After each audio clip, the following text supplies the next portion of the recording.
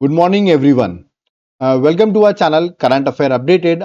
This is Dewashish Awasthi और आज मैं आपके लिए डेली करंट अफेयर्स का लेक्चर लेके आया हूं जहां पर मैं 11th और 12th नवंबर की करंट अफेयर्स को कवर करूंगा और ये एमसीक्यू फॉर्मेट में होगी। ओके, ये आज का लेक्चर थोड़ा इंपॉर्टेंट है। कुछ ऐसे एमसीक्यूज हैं जो आपके एग्जाम में डायरेक्ट आ सकते हैं, तो लेक्चर को एंड तक जरूर देखिएगा। ओके, और वीडियो को लाइक जरूर कर दीजिए। लेक्चर को स्टार्ट करने से पहले बहुत मेहनत से मैं आपके लिए लेक्चर लेके आया हूं, याद रखिएगा, और बहुत अमेजिंग क्वेश्चन है। ओके, तो लेक्चर को स्टार्ट करने से पहले इसको लाइक का बटन जरूर दबा दें। ओके, तो चलिए स्टार्ट करते हैं और देखते हैं आज 11th और 12th नवंबर की करंट अफेयर्स में क्या क्या चीजें एग्जाम पर्सपेक्टिव से इंपॉर्टेंट है। Okay, let's start. स्टार्ट करने से पहले मैं आपको बता दूं, आपने कल मेरा एक लेक्चर देखा होगा, that is 11 month current affairs. ठीक है, जहां मैंने जनवरी से नवंबर तक की कंप्लीट करंट अफेयर्स 11 मंथ की करंट अफेयर्स कवर की। आप देख सकते हैं प्रॉपरली इसमें 13 पॉइंट्स में। याद रखिएगा, ये पूरी बुकलेट मैंने आपके लिए बना दी है। ओके, ये बुकलेट आपके लिए बहुत हेल्पफुल होगी आपके रिवीजन के लिए, क्योंकि आपका जो भी एग्जाम होगा, आपको पता है ये रिसेंट 11 मंथ की करंट अफेयर्स पूछी जाएगी। तो कैसे मिल सकती है आपको ये बुकलेट? आपको सिर्फ इस नंबर पर व्हाट्सएप करना है, मैं आपको डिटेल्स दे दूंगा इस बुकलेट की। और अगर आप चाहते हैं एप्लीकेशन से बाय करना, तो मैं एप्लीकेशन का लिंक भी डिस्क्रिप्शन बॉक्स में डाल दूंगा, वहां से भी आप बाय कर सकते हैं। याद रखिएगा, ये बहुत इंपॉर्टेंट बुकलेट है आपकी एग्जाम पर्सपेक्टिव से। ओके, तो चलिए स्टार्ट करते हैं आज के लेक्चर को, देखते हैं डेली करंट अफेयर्स में क्या क्या चीजें इंपॉर्टेंट है। ओके, सबसे पहला question, who has become the new president of federation of Indian chamber of commerce and industry, जिसको आप शॉर्ट फॉर्म में कहते हैं फिकी। ओके, तो इसमें इसके भी नए प्रेसिडेंट अपॉइंट हुए हैं इन नवंबर 2024। तो कौन बने हैं नए प्रेसिडेंट फिकी के, ये मैंने आपसे पूछा है। ऑप्शंस आपके सामने दिए गए हैं। ये इंपॉर्टेंट ट्रेड बॉडी है, याद रखिएगा, एग्जाम पर्सपेक्टिव से क्वेश्चन आता है क्योंकि रिसेंट अपॉइंटमेंट में क्वेश्चन होगा। ओके, और इसका करेक्ट आंसर है, दैट इज, मैं इमेज दिखा देता हूं, इनका नाम है हर्षवर्धन अग्रवाल। सो सी जो है वो करेक्ट आंसर है, हर्षवर्धन अग्रवाल। याद रखिएगा, ये अनीश शाह जो ऑलरेडी चेयरमैन है उनको रिप्लेस करेंगे। याद रखिए, हर्षवर्धन अग्रवाल। और चेयरमैनशिप इनकी 21 नवंबर 2024 से ये टेक ओवर करेंगे। ओके, किसको? फिकी को, जो कि इंडिया की ओल्डेस्ट और लार्जेस्ट एपेक्स ट्रेड ऑर्गेनाइजेशन है। ठीक है, जिसका एस्टैब्लिशमेंट 1927 में हुआ था और हेडक्वार्टर न्यू दिल्ली में है। ओके, तो ये डायरेक्ट अपॉइंटमेंट में क्वेश्चन होगा, आपको याद रखना है हर्षवर्धन अग्रवाल के बारे में। चलिए नेक्स्ट क्वेश्चन में आते हैं। When is national education day 2024 is celebrated? कब सेलिब्रेट किया था नेशनल एजुकेशन डे, है ना? फिर अगला थीम क्या थी इस बार की, ये सारी चीजें इंपॉर्टेंट है। और नेशनल एजुकेशन डे हम इस दिन क्यों सेलिब्रेट करते हैं, तो मैं आपको बता देता हूं। देखिए, इसमें 4 ऑप्शंस दिए गए हैं, है ना? इसका करेक्ट आंसर है, that is option number C, 11th November. याद रखिएगा, 11th नवंबर को सेलिब्रेट किया जाता है actually on the birth anniversary. याद रखिए, ये बर्थ डे है किसका? जो हमारे देश के पहले एजुकेशन मिनिस्टर थे, जिनका नाम है मौलाना अबुल कलाम आजाद। याद रखिएगा, तो उनकी बर्थ एनिवर्सरी पे हम 11th ऑफ नवंबर को नेशनल एजुकेशन डे सेलिब्रेट करते हैं, ये आपको याद रखना है। और थीम क्या थी?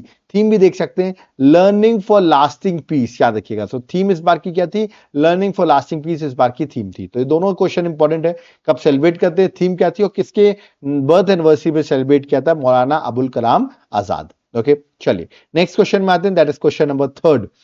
Where is 29th UN climate change conference, जिसको शॉर्ट फॉर्म में आप कह रहे हैं conference of parties 29, being held in 2024। Okay, तो 2024 में ये समिट जो हुई है वो कहां हुई है? यूएन क्लाइमेट चेंज कॉन्फ्रेंस, जिसको आप कॉप 29 समिट भी कह रहे हैं। ठीक है, जो कि बहुत इंपॉर्टेंट है एग्जाम पर्सपेक्टिव से, क्वेश्चन एग्जाम में आएगा ही आएगा। ठीक है, क्योंकि अभी ये 11th नवंबर से ही ये जो यार कॉन्फ्रेंस है, कॉन्फ्रेंस ऑफ पार्टीज 29 की जो समिट है, ये स्टार्ट हुई है। ठीक है, तो इसका करेक्ट आंसर ऑप्शंस आपके सामने है। याद रखिए, अजरबैजान की कैपिटल बाकू में, तो बाकू अजरबैजान जो है वो करेक्ट आंसर है, that is option number C. Okay, ये क्वेश्चन याद रखिए, एग्जाम में डायरेक्ट आएगा आपके। ठीक है, तो आप यहां देख सकते हैं अजरबैजान जो बाकू कैपिटल है 11th नवंबर से ही स्टार्ट हुई है। चलिए नेक्स्ट क्वेश्चन में आते हैं, क्वेश्चन नंबर 4th।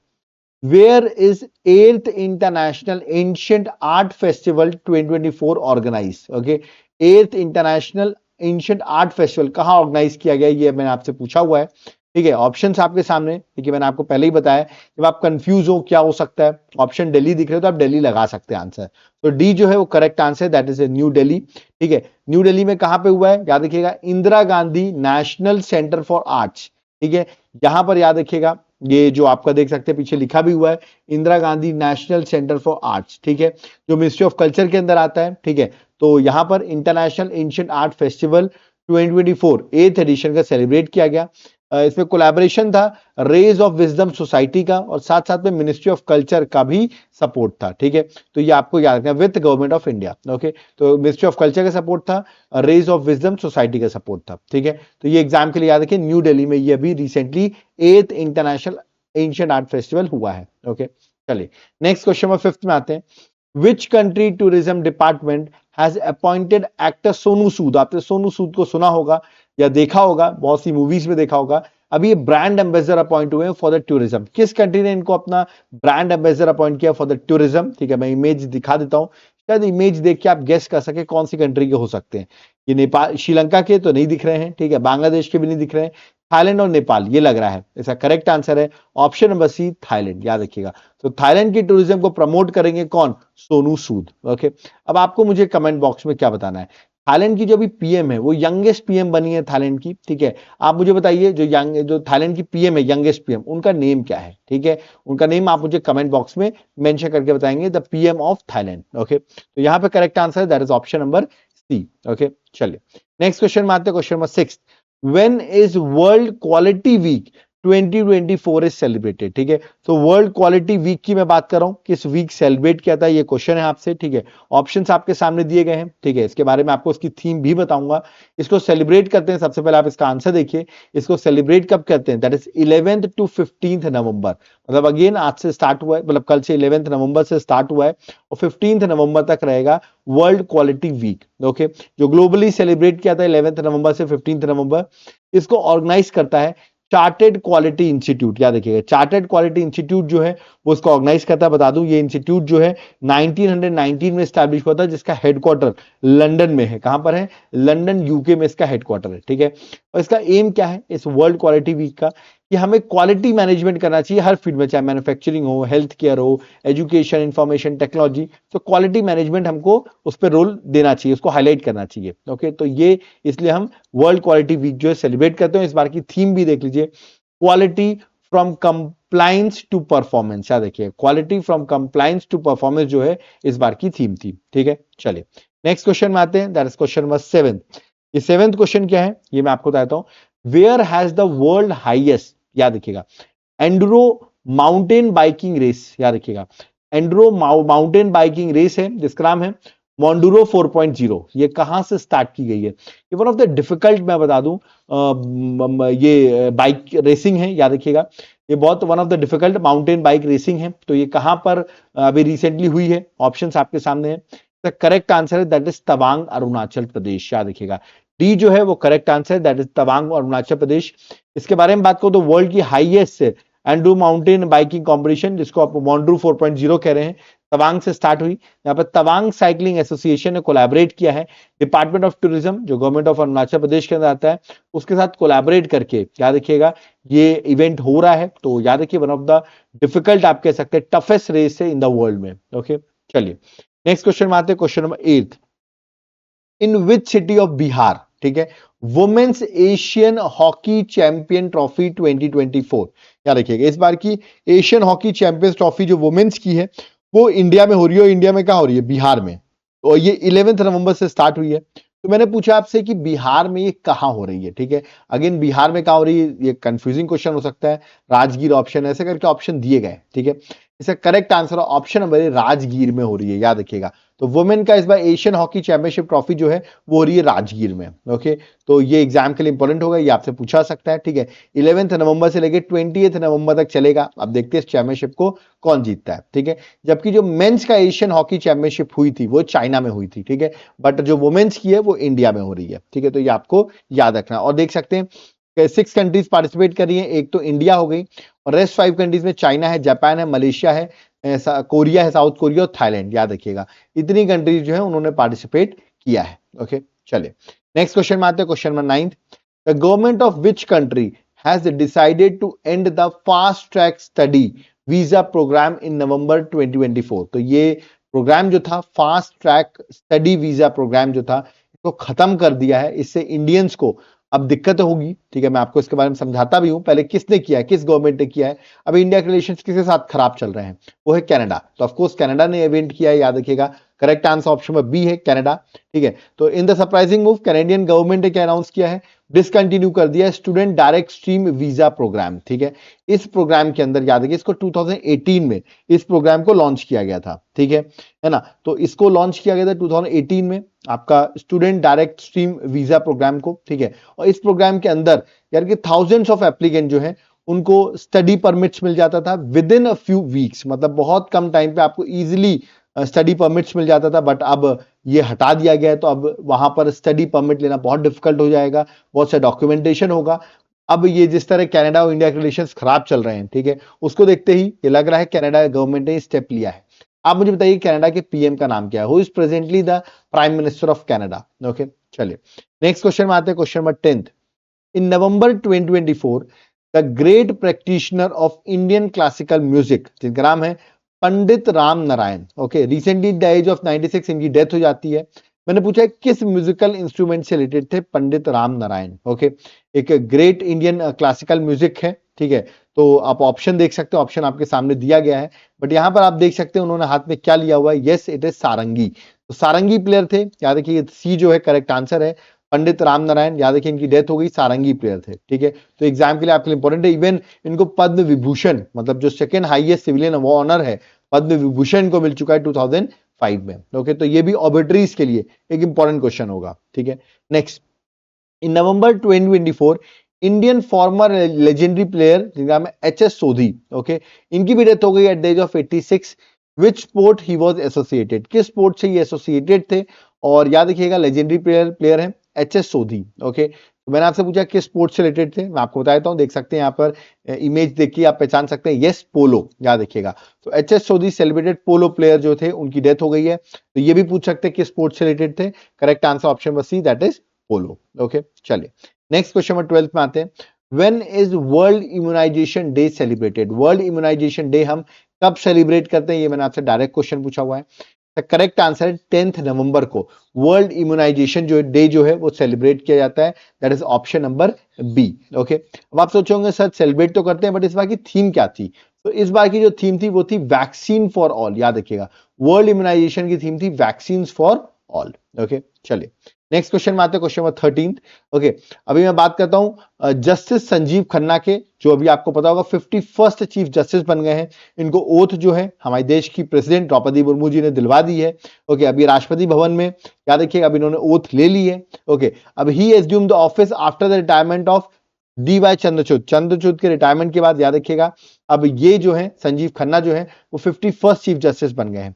तो मैंने पूछा चीफ जस्टिस कब तक रहेंगे? ऑफकोर्स ये 2025 तक, याद रखिएगा, चीफ जस्टिस रहे, बट किस डेट तक ये चीफ जस्टिस रहेंगे उसका दिन का भी रिटायरमेंट हो जाएगा। तो याद रखिए सिर्फ 6 मंथ के लिए चीफ जस्टिस बने हैं, उसका बाद ये रिटायर्ड हो जाएंगे।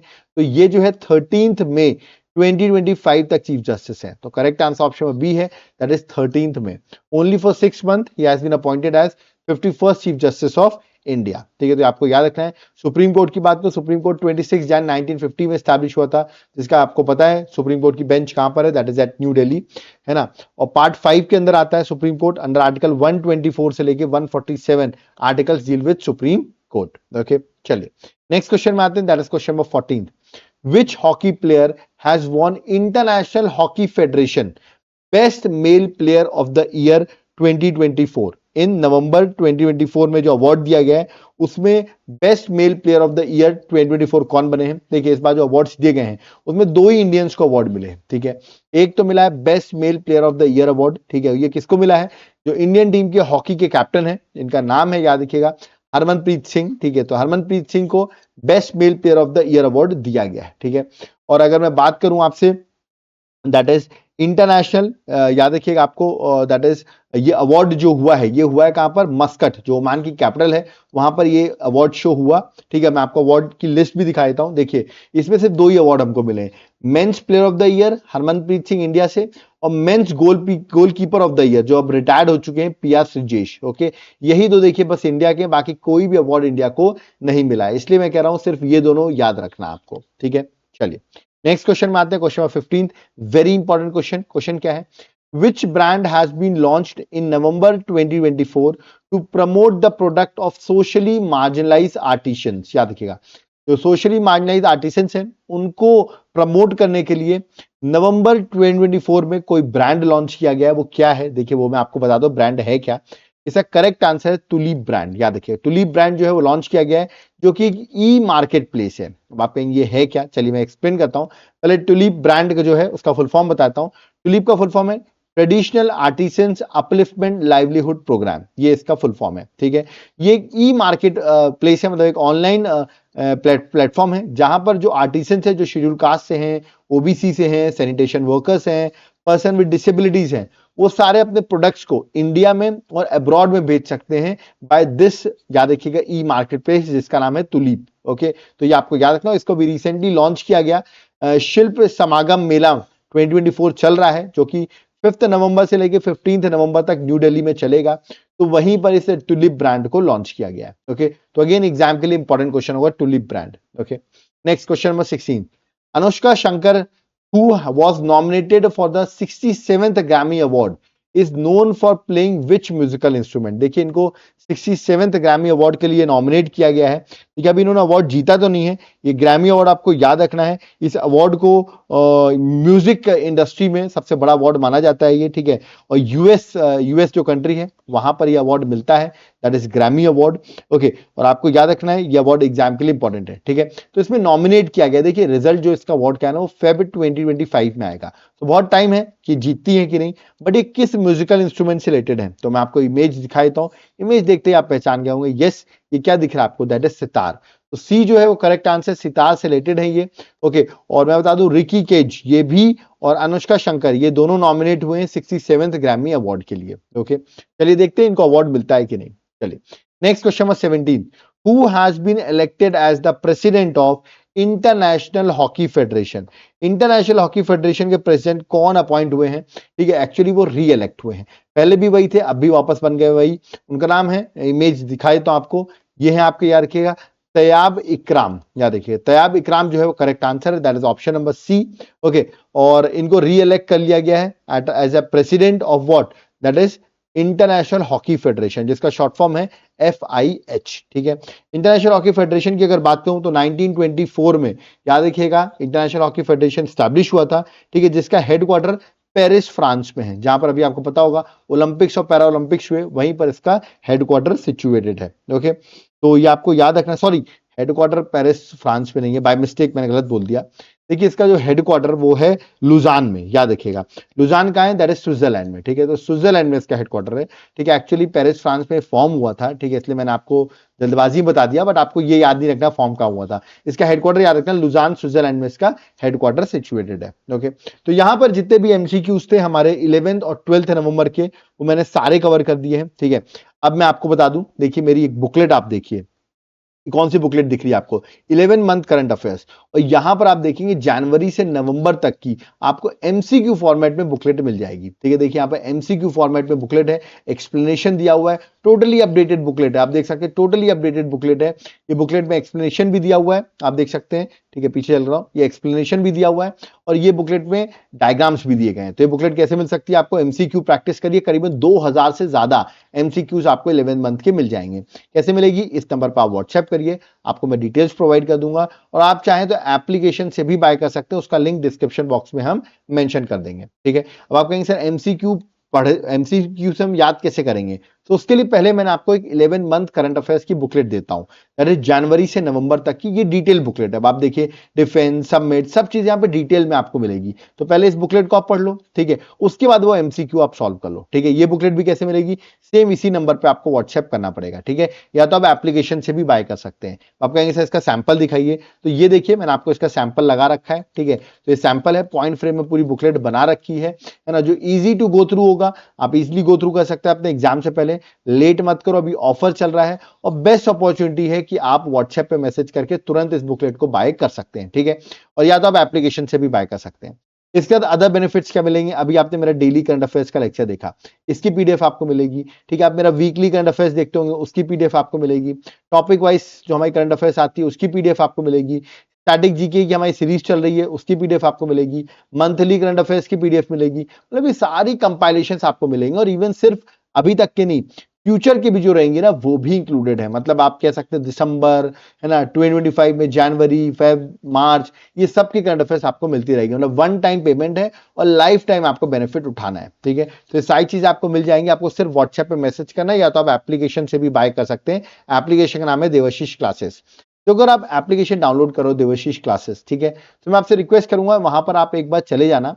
हैंड रिटन नोट्स करके एक सैंपल दिए हुए हैं, ठीक है। आपने कोई भी कोचिंग ज्वाइन की हुई हो, एक बार आप जाके इस नोट्स के सैंपल चेक करना, जहां पे पॉलिटी, ज्योग्राफी, हिस्ट्री, ये सारे नोट्स के सैंपल दिए हुए हैं, ठीक है। नोट्स पसंद आते हैं तो हार्ड कॉपी के फॉर्म में आप घर कुरियर करा सकते हो, और चाहो तो सॉफ्ट कॉपी के फॉर्म में भी आप इसको बाय कर सकते हो। बेस्ट अपॉर्चुनिटी, बहुत कम कॉस्ट में भी सारे सब्जेक्ट्स के नोट्स आपको अवेलेबल हो रहे हैं, ठीक है। और अगर आप ये बुकलेट बाय करते हो तो आपको इसके साथ साथ करंट अफेयर्स की क्लासेस जो हैं वो आपको फ्री मिल जाती हैं, ठीक है। तो एक बार आप जाकर जरूर चेक कर लेना, ठीक है। कोई डाउट क्वेरी है तो मेरा कॉलिंग नंबर यहाँ पर मेंशन है, ओके। आप व्हाट्सएप भी कर सकते हो, और एप्लीकेशन में आपको अदर सब्जेक्ट्स की भी क्लासेस अवेलेबल हो जाएंगी, ओके। तो यहाँ पर हमारा लेक्चर कंप्लीट होता है, बट मैं आपसे रिक्वेस्ट करूंगा वीडियो को लाइक जरूर करिए, ओके। बट बहुत लोग बोले सर हम लोग जनरल स्टडीज की हमको क्लासेस चाहिए, ठीक है, जैसे पॉलिटी, ज्योग्राफी, नोट्स तो ठीक है, क्लासेस भी चाहिए।